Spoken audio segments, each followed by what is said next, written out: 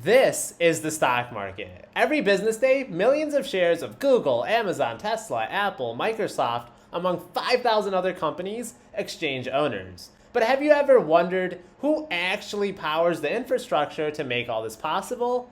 Not only does the Nasdaq make getting great gains in the stock market possible, it is also a public company that has had amazing earnings growth and dividend growth. Just to make sure we're all on the same page, the company I'm talking about today is not an ETF, nor is it the triple Qs. I understand the confusion because just saying Nasdaq has become a metonym for the technology sector, when Nasdaq is first and foremost a for-profit company.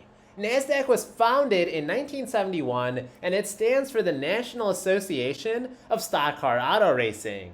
Oh wait, that's NASCAR. This is the National Association of Securities Dealers Automated Quotations. The exchange was created so investors could trade securities on a fast computerized system. The system matches buy and sell bids so that shares can be traded. This was revolutionary back then as the world's first ever electronic exchange. Nasdaq does not have a physical trading floor like its competitor, the New York Stock Exchange. Nasdaq allows for investors to trade securities, options, derivatives, commodities, and their technology is used by 90 exchanges in 50 different countries. Because NDAC offers cutting-edge technology, it became the norm for technology companies to be listed on the Nasdaq, and of course came crashing down during the dot-com bust. Now, when you hear investors refer to the Nasdaq, they likely mean the Nasdaq 3000, a composited index of the 3,000 largest stocks listed on the exchange. Tracking this composite is a quick way for investors to see how technology and innovative companies are doing for the day. They are typically more growth-oriented and volatile than stocks found on the New York Stock Exchange. Now let's get into how Nasdaq actually makes money. To be included on the exchange, first the company must meet the listing requirements, such as the amount of shares outstanding, the amount of shareholders that they have, earnings cash flow, or the total amount of assets that they have. From there, companies can expect to pay an initial fee of up to $300,000. They can also expect to fork over $25,000 for the application fee and pay up to $170,000 annually to be listed.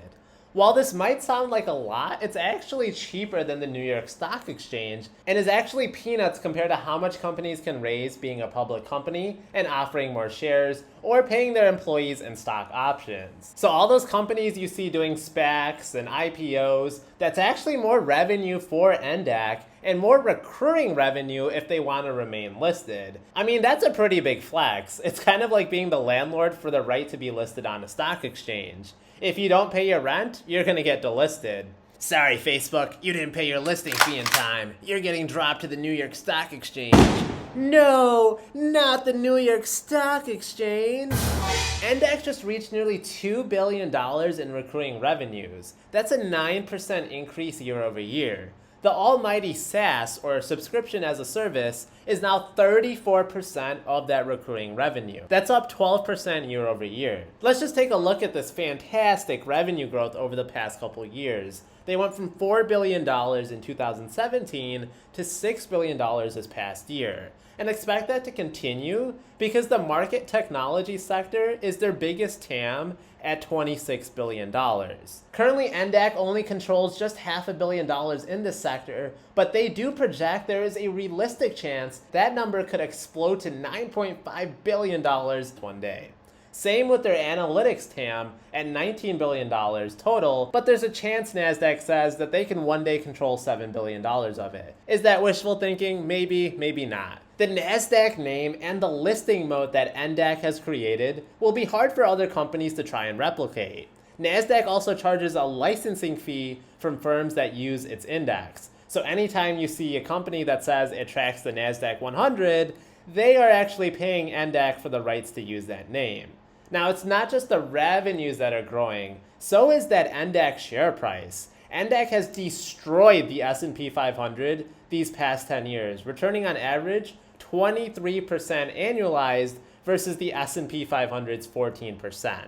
a $10,000 investment would have grown into nearly $75,000 in just 10 years. Now, Index certainly could have raised one's net worth and at the same time actually be less volatile than the market, because it actually has a beta of under 1. So that means not only does this stock beat the market, they're actually also less volatile than the market as a whole. I think you know where this is going, and not only has this been a great stock for capital appreciation, but it's also been a great stock to grow that dividend income. Currently, the company has a $28 billion market cap and boasts a 1.4% dividend yield, which isn't too hot for a dividend company, but that's pretty solid because you're getting a hybrid of a finance and a technology company. Now, they started paying dividends in 2012, and they have raised their dividend every year since. In fact, they just announced an 11% increase for their dividend, and they also announced a 3-for-1 stock split. I was a little surprised at the stock split because Index share price at the time of this recording is only like $165, but hey, I'm all for more stock splits, and I think more companies should do more of them.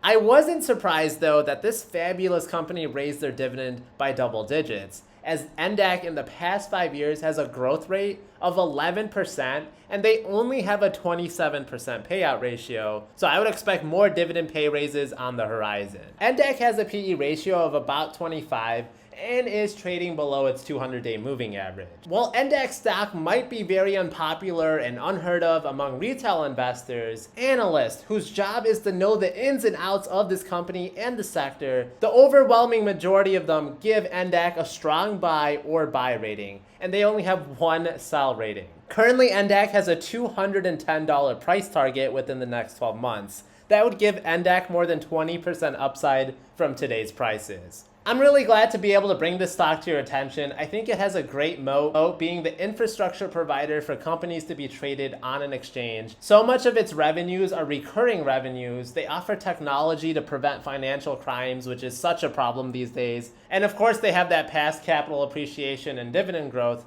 that definitely beats the market. I want to thank all my recurring viewers, as I just passed 4,000 subscribers, and I couldn't be more proud of where this channel is headed. I'd love to hear what your thoughts on this company are in the comments below. Did you actually know it was a publicly traded company? Be sure to like this video for the algorithm, and know that my videos are always found in podcast form under the Collect Cash podcast name, and I will buy, stash, and collect cash you later.